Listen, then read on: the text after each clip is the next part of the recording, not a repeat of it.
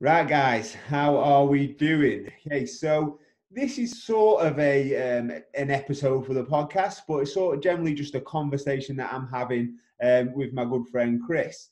Now, me and Chris first met quite a few years ago. It was in the gym when I first did my personal training qualification. And how we actually connected so much was that we had the same sort of beliefs of sort of how we should train to get results. And then how we've sort of connected over the years. Now, me and Chris have known each other for many years, and on our journey when we've known each other, we've been working in different gym environments that we're not necessarily, we were teaching things that not necessarily we actually believed in. And over the years, we've actually been able to create our own gyms, like Chris is a gym owner like myself. And we actually now are in control of how we actually feel that people should train to get results. And it's exactly in line with our beliefs as well. And I think that is very important for any gym, really. If the people that are teaching the sessions should actually train that way themselves, and they should believe that that is the best way, because that is the only way really to get people the results that they deserve. And it's the only way you're going to really have passion about what we're doing. So that's why me and Chris was having a conversation earlier today, and we thought, why don't we record it? Because we've had a lot of experiences with dieting, maybe taking dieting too far, getting our results, and then rebounding. We've both done many times, and we thought people would learn a lot from this conversation. So, Chris, give a quick introduction, mate. Yeah, sure, mate. Okay, so my name's Chris. I'm the owner and founder of Ultimate Health and Fitness. We predominantly focus our efforts on training small groups. Initially, we focus on taking our clients through a very much a habit-based approach, with the kind of the idea of improving their habits, behaviors, and overall mindset regarding exercise and nutrition. So yeah, Awesome. cool. So we're going to take this conversation through, like, it's not necessarily an interview, because I've got, like, obviously a lot of topics that I want to cover myself, and like I said, because we're so similar minds as well, it will be great to really just see how the conversation flows, and then see, obviously we're going to do things differently. We might do things with our clients differently, but it would definitely be good for our clients to see this sort of conversation, or listen to this conversation. So the first topic I wanted us to discuss really was our experiences with dieting. Like, dieting as in, like, not necessarily like when I first discovered getting in shape, like, I dipped my toe in the water of getting in shape. It was like, right, I'll try it, and then I didn't, and I didn't. And I think that's what a lot of people do. And it was once until I committed to a short-term program, that was what actually finally got me seeing results. So I'd look in the mirror and I would actually, I actually like my body shape. So I'd actually be more committed to the gym. And that kicked off my actual love for the gym, and actually kicked off and actually getting results, really. So I actually could see this. During my time, this has led me down many different paths. A lot of paths maybe taking it too far, rebounding. And so what I wanted really this topic to be is, what's your experience, Chris, with dieting? Like, how did you get in shape in the first place, and then where has it actually took you? Yeah, so my journey kind of started more from a kind of sporting background. When I was young, I used to play a lot of rugby. So I always had a real big interest in weightlifting, weight training, and pretty much did that for quite a number of years first. And then actually I finished sort of playing rugby due to an injury. And then I sort of took up weight training on more of a bodybuilding type stance. And of course, you can only utilize the information that you have in front of you. And it's also going back quite a number of years now. So, I was on that sort of typical mindset where, in order to get in shape, that also we'd have to train the sort of bro splits, international chest, Monday, etc. And, in terms of dieting, it's very much excessive, drop in calories with, quite a low carb approach. And to complement that, it would be like a quite excessive view on sort of doing lots of sort of cardio on top of that as well. So became quite sort of consuming in my life. The thing I've learned as I've got older really is that, you no longer can obviously need to take that approach, and you no longer should. It does have an impact on, all the external stuff, family, kids. And some people do it very well. There's no, discrediting that. But, for 99% of people, our general population, we can't take ourselves to that point where we just literally become very selfish, and it becomes, a thing that we just purely 100% focus on with that tunnel vision. And, I think that was my kind of first initial experience, is just kind of really having a very consumed approach towards it. And then it just became a vicious cycle of trying to get in really good shape and then trying to add muscle, increase my calorie load and things like that to excessive amount. It's very much extremes, the extremities all the time. There was never kind of a middle area where I was kind of happy. It was almost like when I wanted to build more muscle, I'd eat excessively, train excessively, and then I sort of come back to the other direction when I wasn't happy with where I was. So it's just constantly yo-yo effect, really, throughout the sort of initial few years. And of course, when we start to gain knowledge, experience, talk to others, then it just became, okay, let's implement that and then obviously apply it and then see what happens. And it's just very much an experimental game to begin with. But of course, nowadays we have the luxury of some sort of being around great minds. I know me and Carl follow, and very similar people that we have around us. We've both been mentored on different levels as well. So we've gained a lot of knowledge as well as a lot of experience. And with that, our own kind of body development, body composition development, and physique has come on a lot. So yeah, my first initial experiences were pretty awful, to be honest. But I think the sort of tipping point for me was, sort of quite a number of years ago when I first got with my coach Lee, we took a very different approach on things, and a lot of it was revolved around mindset, optimizing health, and just get myself in the best possible position, really, to get in good shape, and then teaching myself to sustain that over a longer period of time. Definitely, I think that's you touched on the main point there, because me personally as well, like you say, obviously we've got coaches and we're obviously PTs, but we've got coach, and I think I thought of one thing that I missed massively was that because like an extreme, not an extreme approach, like a short time program got me in shape in the first place, I sort of didn't really understand the value of doing that. So I just thought, because it actually really got me in shape, that's when I started to take it a little bit too far. So I thought more was better. And actually in reality, it wasn't. It was the committing to the process, knuckling down, which I always think you should knuckle down for a certain period of time. It's only like you would do if you were studying for an exam or something like that. You knuckle down for a certain period of time to get a specific result. But if you have somebody accountable and you can talk about your feelings and your goals, I think that is the key to a short-term program. Because like when I used to do a short-term program, I never used to have a coach, and I used to just smash myself. And I didn't think I was getting leaner, so I'd make myself even a little hungry. I'd bring my calories down. I'd train more and more, and at the end of it, I feel like crap. Whereas if you have somebody to bounce things off, and you think, right, well, because if you're feeling like crap all the time and your goal is just to drop a little bit of body fat and feel a little bit leaner as a client's perspective, then your coach will say, right, well, you need to bring your calories up, or you need to stop being so starving, or maybe you need to stop smashing yourself into the gym as much. So having that coach, I think, is really the key to really sort of understanding how to take a short-term program. Would you agree with that? Yeah, definitely. And I think it's the analogy of like the hare and a tortoise. It's not a rush, isn't it? It's not as if, unless you've got a time-bound goal, such as a wedding or a holiday, then it has to be a bit more of a very much a measured approach in place.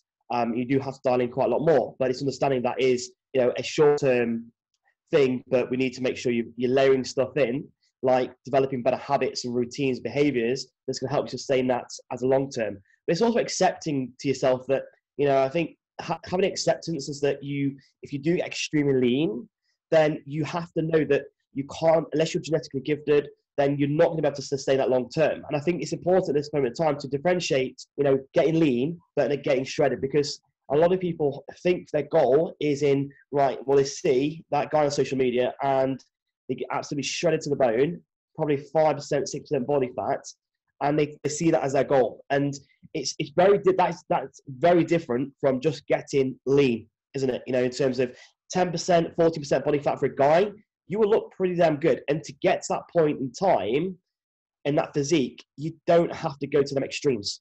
And it's only when you go to them extremes is when you run into the implications psychologically and physiologically that's then going to have a negative impact going forward.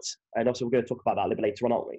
Yeah, 100%. I mean, I think it's a good time to go into it, really, because I think the like the rebound phase as such, where like I know me and you have obviously we've rebounded massively, and what rebounded is probably committing to a program but not doing it as in a sensible way. So obviously we was trying to get absolutely shredded, and from a client's perspective, I think what they try to do when they do rebound is try to do too many things. So they still really want to go out and drink loads, they still want to eat loads of bad food, still want to do this, but then they have this picture in their head what they want to achieve, and it's like really super low levels of body fat. But so what that causes then is that causes people, if they're still cheating on the diet at the start of the program, then they just really go really hungry, push too far to like halfway through the program, and then end up rebounding at the back end. And I think it's very important to really understand exactly what you want out of it. Understand that, like, because you can get a very good physique, pretty much probably the results that me and you both put out for our gyms. But you don't have to be absolutely shredded, and you can still have a very good physique committing down to a program just for having a lot of flexibility in your life. And I think it's one is having that in mind. And why I rebounded, this is my experience of rebounding, was that like I thought personal trainers had to be shredded at least at some point, and I did a lot of it literally just because I thought I had to show people, not necessarily even show myself, but show people I could get in amazing shape. And then I didn't really have any experience of like what to do when I got there, like, because I never had any desire. My thing was, when I always took it too far, I never had any desire to like compete or like use bodybuilding as a sport. So I shouldn't have ever done that, really. I should have just cut myself to probably about 10% body fat with a nice set of abs and maintained it there, which we're going to talk about later in the conversation. But that was my experience. I think that's as well. Like, I think we've all done it, and I think we've all got ourselves in super crazy shape, and we've got to question ourselves to why we did that. And I think a lot of it is to become accepted in the industry, and we feel that nobody's going to want to train with us not super shredded.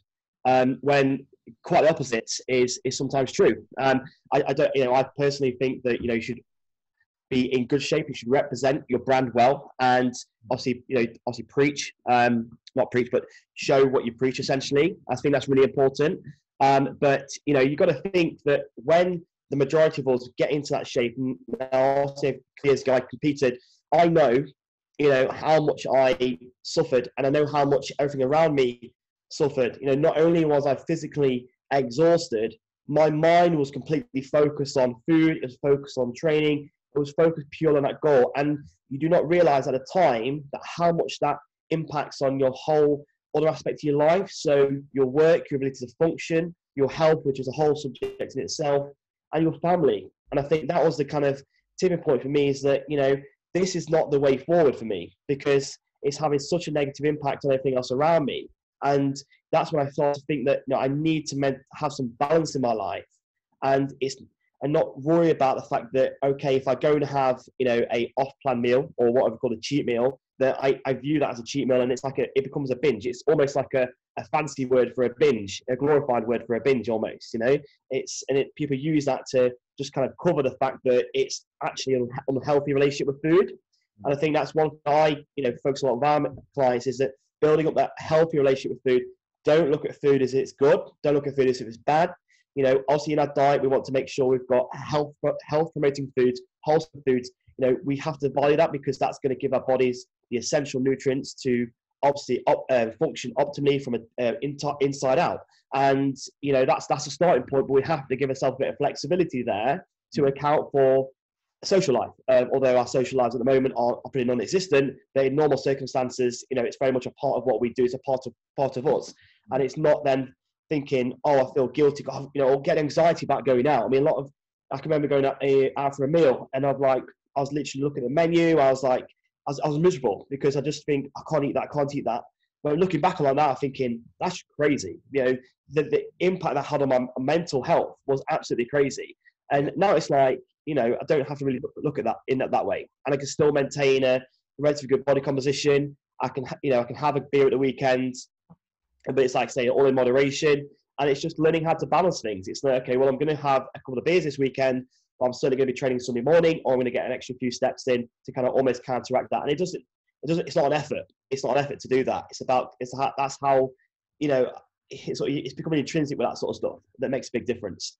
Yeah, 100% agree. 100% agree. And I think our experiences, I think this is a good time now to talk about the programs that we offer to our clients as well, because like I think our experiences, again, this comes back to the point of when you create a gym or something that you entirely believe in the training process, you can help so many people with the structure that you have. So like all my experiences that I had from dieting, taking it too far and not having a coach to being accountable for, I've sort of brought all that into our program. So we've got a 6-week program, which we'll talk about in depth. We've got a 12-week program. Now we've got an 8-week online program. And the key things that I try to drill into people now from my experiences from that is, one, understand that the only thing that really matters now for this goal is that you put 110% effort in. As long as you put 100% effort in, you'll be happy with the results that you get as a byproduct. But also have realistic expectations of what you actually want to achieve. And then communicate with your coach with that, because if someone was showing us a picture of someone with absolutely shredded, we can say, look, you're not actually, don't need to take it like that. And have realistic expectations. People still want abs, they still want a decent physique, which you can get without taking it too far. And one of the, you mentioned then about restrictive dieting, and like one of the things that I did, and I openly admit, when I was training people out in my garage and even books in the first THQ, we didn't get people to track calories on the program, because I was like, look, sit down, eat quality meals. That's all you have to do. If it's just plain chicken, plain veg, because that's what I was doing. That's what I sort of put in. And I think even though the basic principles are still right, you still should sit down, eat quality meals, eat quality food, and that will never leave you. You do need to have an understanding of how many calories you're consuming, so you can have that flexible approach a little bit over the course of a specific program. So what we do is a quick brief is that on our 6-week program is more about getting people sitting down, eating decent meals, getting into that habit. Now, they're not going to take it too far because they're right at the start of the journey. So it's more just getting into the habit, getting into the consistent amount of meals. Then the 12-week shoot program is when we get a little bit more specific. And because it's more of an intense program, it's a program that we don't take people past 10% body fat. Like, we've trained probably 3 people in the 6 years past 10% body fat, because that's something that does cause a rebound. That has done for me anyway.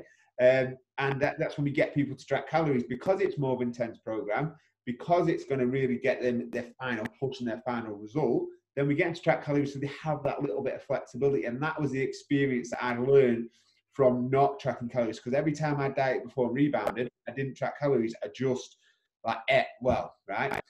And then it was far too restrictive. Like, I wouldn't have any sauce, I wouldn't have anything. And it probably took me many years to really get into that place. And once I'd switched this, once we've got many clients performing that, like, I still actually found myself still going a little bit too extreme, because I thought I still had to lead by example. And when I finally didn't, when I finally met, like this year, I got married last year, sorry. I started my diet, and I thought, now is the time to listen to my own advice, right?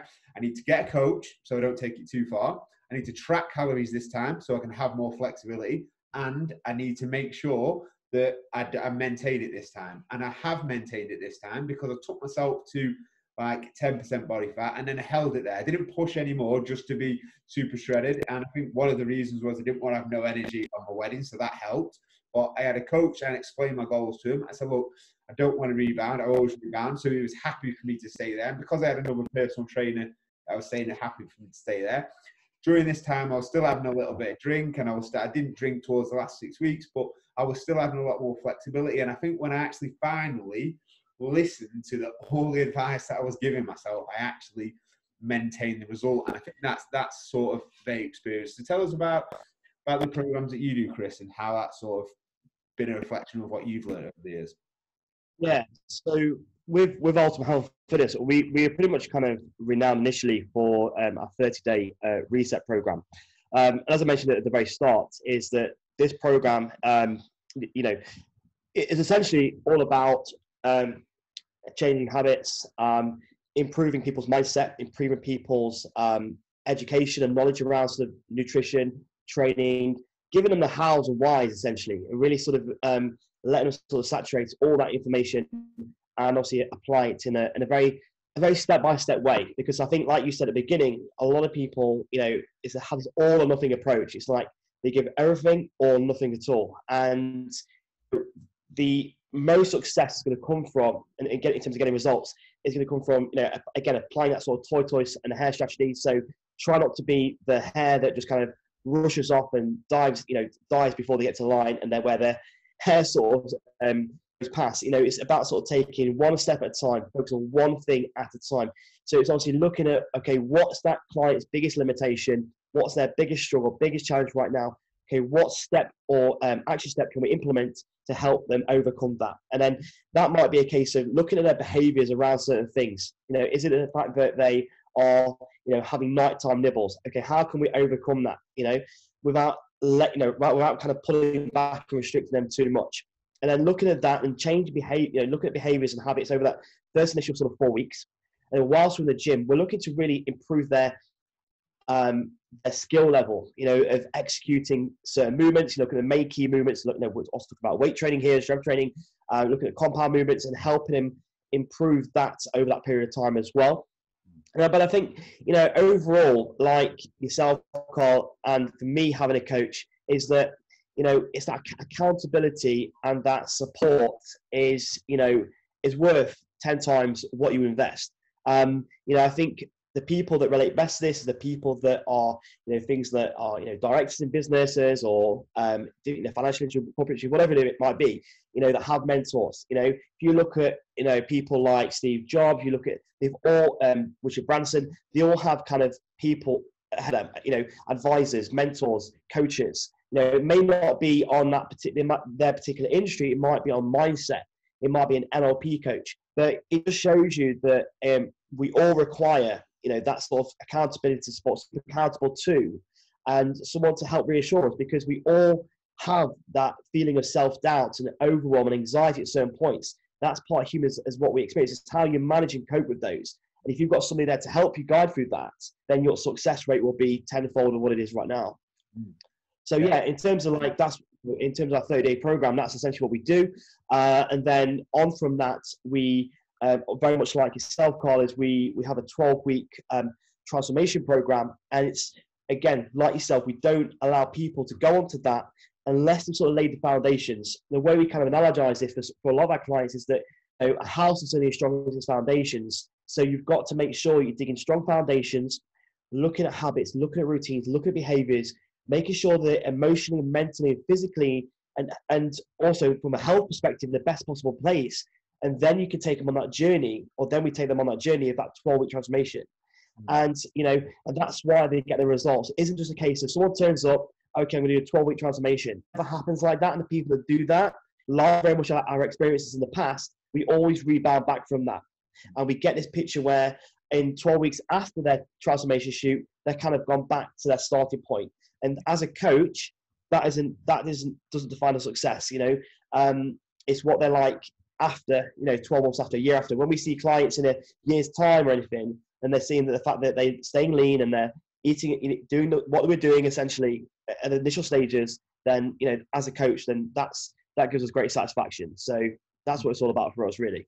Yeah, 100%. I agree entirely. That's exactly why we don't, you know, it's not like when we do a 6-week program, introduction program, we don't let anybody do the shoot straight away. And we don't say that as soon as you do the 6 weeks, you have to do the shoot. Like a lot of people wait a couple of months and then they do the shoot. It's like, we always say that the shoot is something that you should do when you are ready, because it will completely change. It'll give you a new lease of life, but it will also, if you do it before you're ready, or you don't listen to doing it the way we are doing it, like myself, who didn't listen to my own advice, it will be something that you rebound, because it's it can be a crash diet. But you've got to take it, because like I think until people do it a short-term program and actually see results, because I think as humans, we're very impatient. So short-term programs have to work with people, because if you say to somebody, like, we can coach people and say, realistically, this is going to take you this far. But if you say to someone, right, I want to get in shape, you're not going to be in nowhere near you want to be till the next 18 months. As humans, we're going to be like, oh, I'm not doing that. I can't do that. Like, it's just like, we just wouldn't do it. So we have to commit for a certain period of time to get a result, to see it, to get that motivation to keep going back, because otherwise, what's the point in going back? Because if I went to the gym and I didn't see any results, then I would quit. And that's why I think, again, why people quit as well. So it's, I think this is why. Sorry. I was just going to say, I think this is why for us, we focus a lot on the short-term goals. And it's, for example, like we do like a 28-day sort of habit tracker, and we gamify this. So we list the habits that we want our clients to focus on, and then they have to tick the boxes. But we also, with that, that initial sort of change in habits and routines, we don't say, look, it doesn't need to be 100%. If you can work on the basis of 180% and be consistent, because sometimes I guess I sort of say to our clients, strive for consistency and not perfection. You'll not achieve perfection, because life isn't that way. You just got to be consistent, and consistent doesn't mean you're 100% all the time. If you could be 80% all the time, that's going to get better results in the sort of long term as well, make it more sustainable. And because I think the also thing to consider as well is that we've got to focus on the sort of 1%, small wins every single day. We just did a little online challenge for our clients.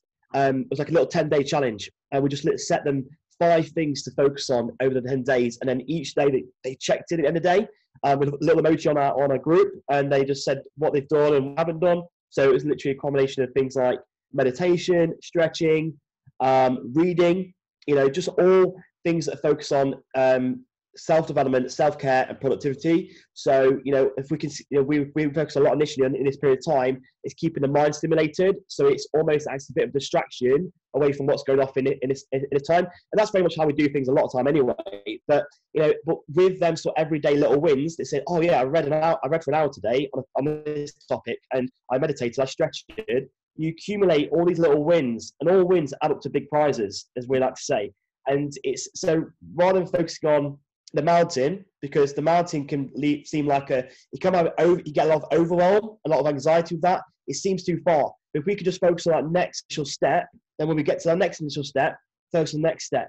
And over time, you start to think, well, I'm actually making really good progress. So looking at wins as opposed to, big targets in the short term can have a massive effect on improving confidence. So feeling that you've achieved something, that you've done something, which improves confidence as well. And you start to feel that you can do things. And that's really important when you're on a journey such as this. I hope that sounds okay, Carl. Yeah. Yeah. I agree entirely. And I think it's the main thing that people need to, how they get confidence is effort. Like the only way that you'll lose confidence is if you don't really put true effort in. Like a lot of people that don't maintain results are the people that didn't really put 100% effort in. So yeah, they're not happy, but they're not happy with the results, but they're more not happy with their own commitment, I would say. Like, so because I've had a lot of people literally committed so much, 100%, give everything they could. Yes, they wasn't happy with the result, but look at that person 12 months later, they've done 3 or 4 more shoots, and they're actually finally at the point where they want to be, because when they finished the first one, they was filled with confidence and they continued going. So I think that's a good point as well to just sort of chuck in there. Yeah, I think it's important. Yeah, it goes back to that. You if you're going to do this sort of thing, you need to be motivated to change. You don't necessarily be motivated to actually train or exercise or make changes to your diet, but you need to be motivated to change in your own head. You need to be at that point. We call it the contemplation scale. You need to be at that point where you are contemplating actually taking action. And sometimes it takes a long time for people to go along that thing, and that's okay. Not everybody's at that point now where they want to take action, but you need to make sure we're feeding that and doing things to help and take us along that spectrum, the point where we're ready to take action. And once you're ready to take action, that is where us as coaches can certainly help you the most. And that's where we know we can get you the best results, because you're in a point where you are ready to take action and fulfill obviously your goals, which is important as well. Yeah. Awesome. Which is cool. Yeah, awesome. Well, I think that's where we can probably leave it there. I think a lot of people have got a lot out of this conversation. I'm sure they have anyway. And it's been brilliant talking to you, mate. Yeah, no, you too, mate. I really enjoyed it. So yeah, it's good to catch up with you. Yeah, hopefully it won't be too long till we catch up in the gym again. I'll come down. Big session. Yeah. 6 weeks. Yeah. Yeah, I can't wait. Yeah, no, I really appreciate that, mate. So yeah. Awesome, matey. You too. Cheers, Carl. Chris. Thank you. Take care, mate. Cheers, then, Carl. Thank you.